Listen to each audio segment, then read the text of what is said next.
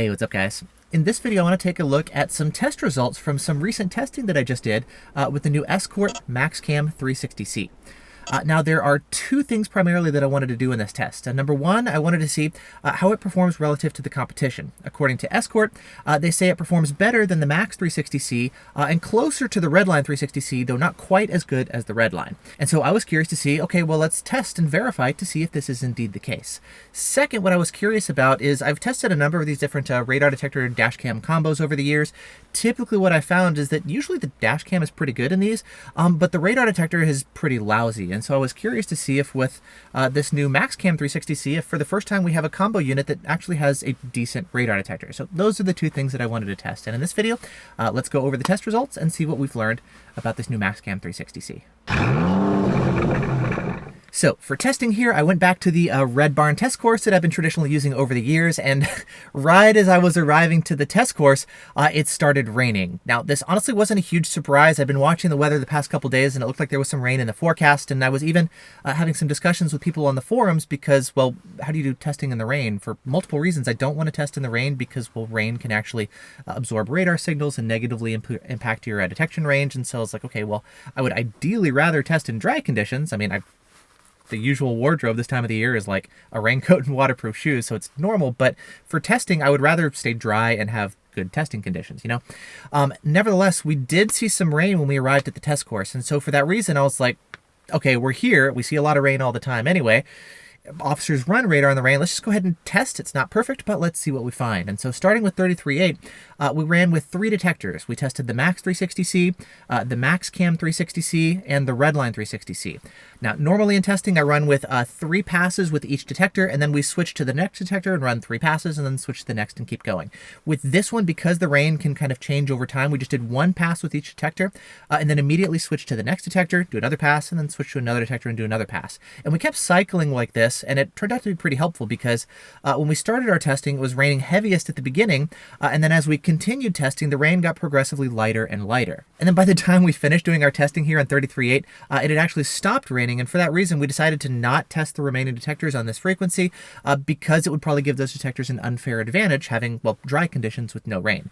Nevertheless, if we take a look at the results of what we saw here testing in the rain with these 3 different detectors, the MaxCam 360c performed right on par with the Redline 360c, which was very impressive here by the new MaxCam. And as you can see, it was also able to outperform the Max 360c. So this was actually really encouraging to see.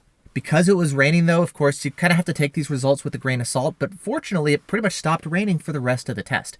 And because the rain had stopped, we switched over and started testing on 34.7 and had a chance to actually test all 6 detectors. Now, looking at the results here on 34.7, most of the top-performing detectors were terrain limited, alerting at kind of the same spot right after the Red Barn. And the MaxCam, again, did great here, performing right on par with a lot of your top-tier windshield mount detectors. You'll see the Max 360c kind of performed lower. It took a little bit longer to get the initial alert. And then the Road Scout was close, but lagging a little bit behind still. A couple other things to point out that I noticed about the MaxCam while driving with it. Number one, I like the ramp up better than the Redline 360c. The Redline likes to go full tilt super early on versus the MaxCam 360c kind of gives you a more progressive ramp up over time that does a better job of actually getting stronger as you get closer to the radar source. So I really like that. Second, the arrows seem to behave really well here, actually doing a nice job of transitioning after I passed the radar car. I saw similar arrow transition behavior from basically every other radar detector too, but it looks like in this situation, the arrows worked well here with the MaxCam 360c. Then finally, moving on to 35.5, the weather again cooperated for the most part. There was a little bit of a sprinkle for 1 or 2 runs, but that was pretty minimal. In general, things stayed clear the entire time.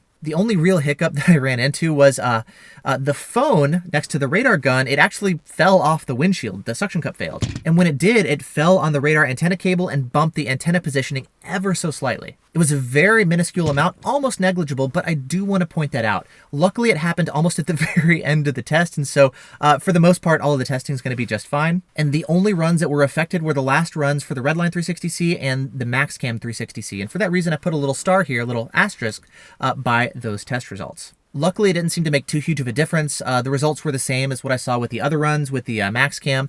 For the Redline 360c, that was its best detection, but it was closer to the first pass that I got.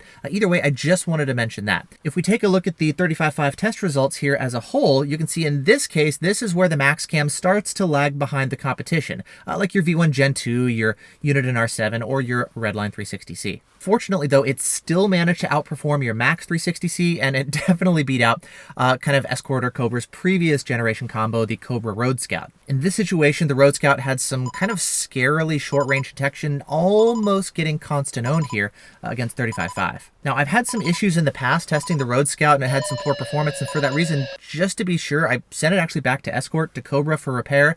They said they don't repair these, so they just actually replaced it with a brand new unit. So this is a brand new Road Scout that I'm testing with. And as you can see from the test results here, there's definitely still situations where the performance can lead to short detection ranges that, in my opinion, are way too close for comfort. And then if we just wanted to kind of summarize the test results, here's a look at how all the detectors fared on 33.8, 34.7, and 35.5.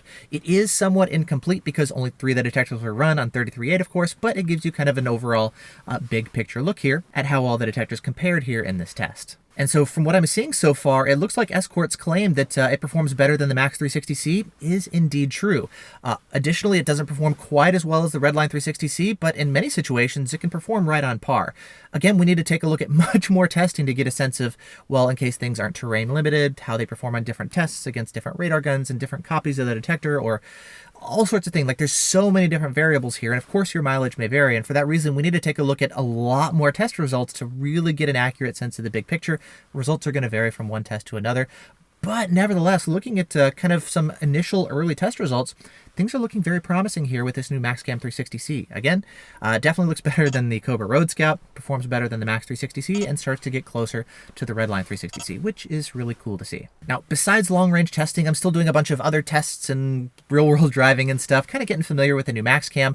It's actually why I have this GoPro mounted right there to kind of record ahead while I have the MaxCam mounted up high like this. And I'm still working on kind of my initial thoughts and working up to the full review. Seems very promising. There's a lot of issues. I know there's a lot of complaints, especially with their new app, but the radar detector itself seems pretty good. There's some issues here that they still need to work out, kind of like the Redline 360c. A lot of issues at launch that I'm sure they're going to refine here with the MaxCam, just like they did with the Redline, but seems like a promising unit so far.